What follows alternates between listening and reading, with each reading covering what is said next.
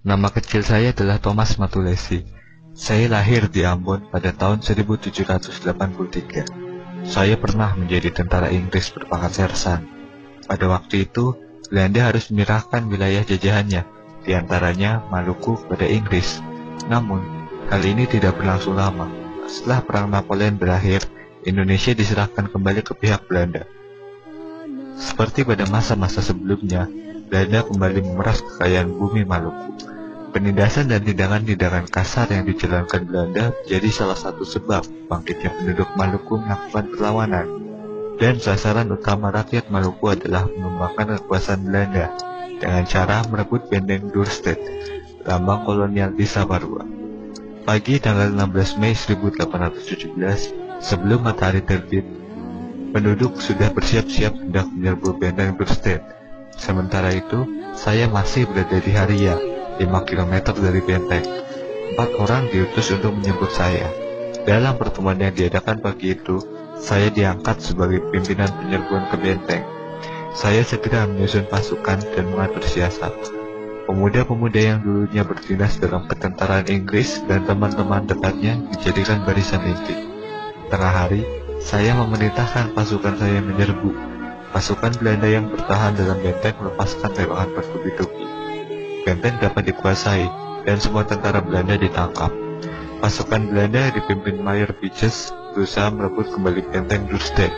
Saya bersama pasukan melakukan perlawanan. Pasukan Mayor Pitjes mundur.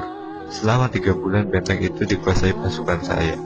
Belanda kembali mengerahkan pasukan besar-besaran untuk menyerang kami. Pasukan saya kemudian mengosongkan benteng itu. Setelah kejadian itu, Belanda kemudian mengadakan serangan besar-besaran. Pada bulan November 1817, saya ditangkap Belanda, dan puncaknya pada tanggal 16 Desember 1817, saya gugur dengan cara dihukum gantung.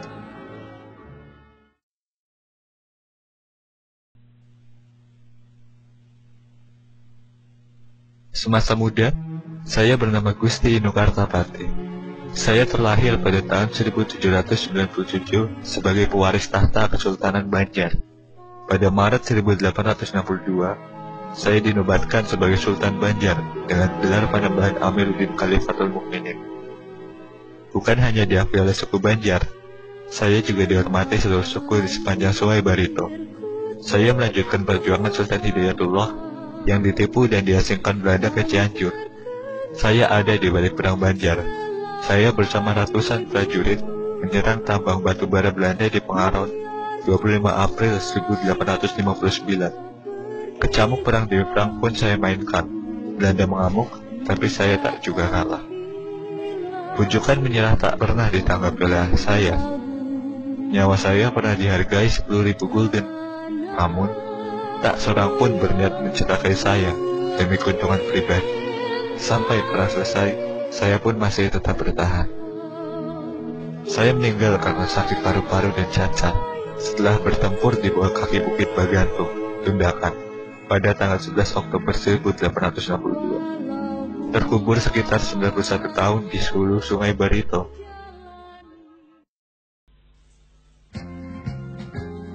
Nama saya mencuat karena Perang Padri. Mulanya, perang yang berlangsung lama itu merupakan perang antara kaum adat dan ulama di Sumatera Barat. Saya sendiri termasuk ulama. Nama asli saya adalah Muhammad Syahab. Ayah saya bernama Buya Nudin.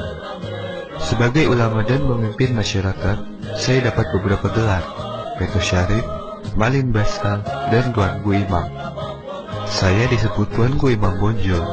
Bonjol sendiri merupakan daerah kelahiran saya. Saya memimpin kaum ulama dalam Perang Padri. Berawal dari konflik sesama masyarakat, peristiwa itu menjadi perang melawan Belanda. Masyarakat akhirnya sadar, mereka tak seharusnya saling menyerang hanya karena persoalan adat dan agama. Apalagi kondisi itu dimanfaatkan Belanda untuk memecah belah. Kaum adat dan ulama akhirnya bersatu melawan penjajah. Belanda makin kewalahan.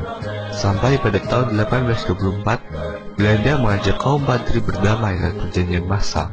Tapi, Belanda sendiri yang melanggar perjanjian. Perang berlanjut.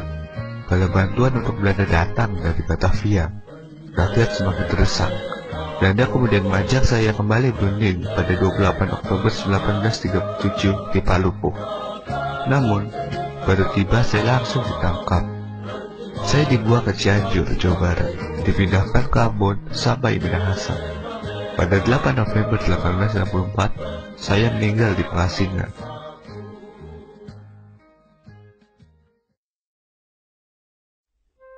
Nama kecil saya adalah Raden Hasan. Saya putra dari Sultan Muhammad Badaruddin bin Susuhunan Ahmad Najamuddin dan Ratu Agung Putri Datuk Murni bin Abdullah Al-Hadi. Saya dinobatkan pada hari Selasa 22 Zulhijjah 1218 atau 1803 Masehi sebagai Raja Palembang yang ke-7 dan bergelar Sultan Mahmud Badaruddin II.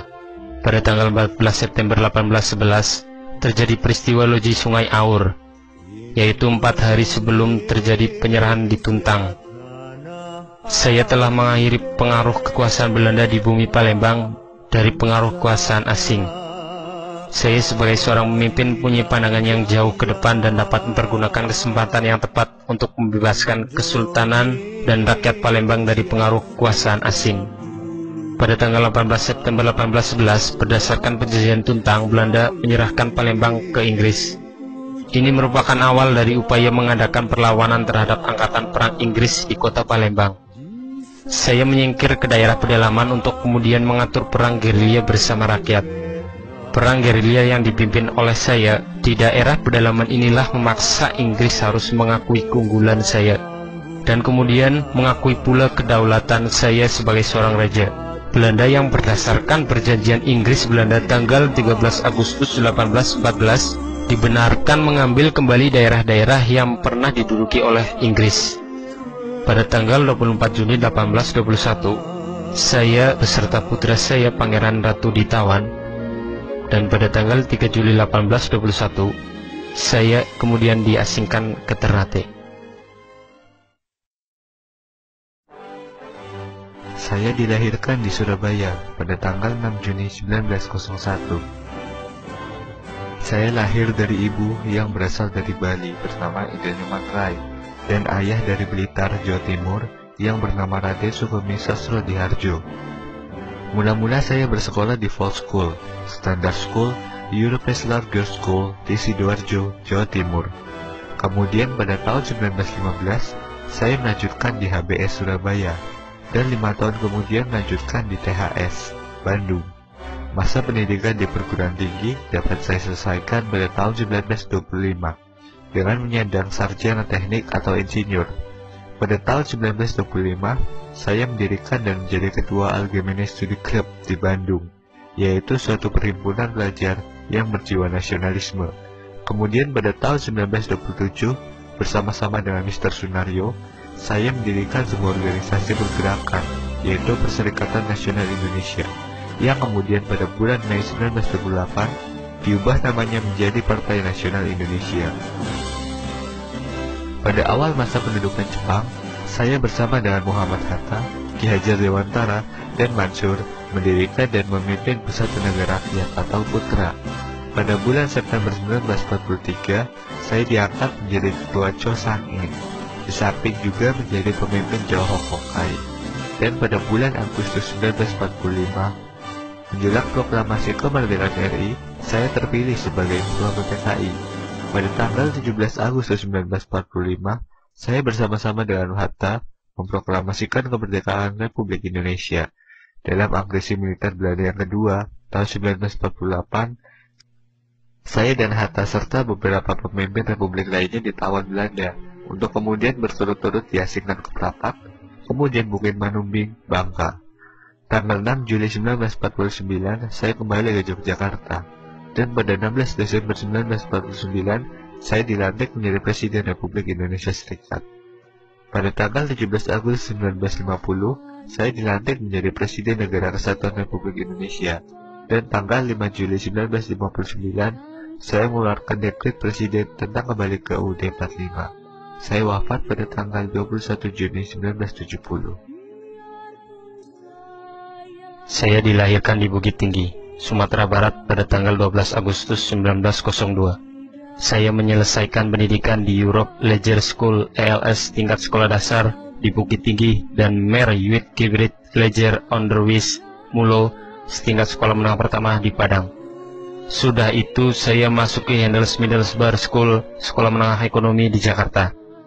Tamat dari sekolah ini pada tahun 1921, saya berangkat ke negeri Belanda untuk mengikuti kuliah di Hendels Hoger School, sekolah tinggi ekonomi di Rotterdam. Perjuangan politik menentang penjajah Belanda dimulai saya melalui PI. Sebagai ketua PI, saya menggariskan haluan politik PI, yakni non-kooperasi dan mencanangkan semboyan Indonesia Merdeka sekarang juga. Dalam perjuangan saya pernah mengalami pembuangan ke Digul dan Banda Neira. Setelah Perang Pasifik pecah, saya dikembalikan ke Jawa. Pemerintah Hindia Belanda pun pecah, dan Jepang akan berkuasa. Indonesia di bawah pemerintahan Jepang juga diberlakukan semena-mena. Saya membacakan suatu pidato tentang cita-cita kemerdekaan Indonesia di lapangan Ikada, Monas, pada 8 Desember 1942. Jepang mengangkat saya dan 3 tokoh nasional lainnya untuk memimpin Putra, Pusat Tenaga Rakyat yang didirikan oleh Jepang. Saya juga merupakan anggota BBU PKI dan wakil ketua PPKI yang kedua dibentuk oleh Jepang untuk persiapan kemerdekaan Indonesia. Pada 18 Agustus 1945, sidang PPKI secara aklamasi memilih Soekarno dan saya masing-masing sebagai Presiden dan Wakil Presiden Republik Indonesia. Jabatan sebagai Wakil Presiden dipangku saya sampai saya mengundurkan diri pada tanggal 1 Desember 1956, diselingi oleh periode singkat sebagai Perdana Menteri Republik Indonesia Serikat dari Desember 1949 sampai Agustus 1950. Dalam masa Orde Baru, saya berusaha mendirikan Partai Islam tetapi gagal.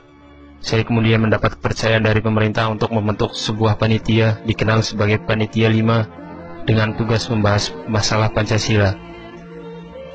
Saya yang lebih dikenal dengan sapaan Bung Hatta meninggal dunia pada tanggal 14 Maret 1980.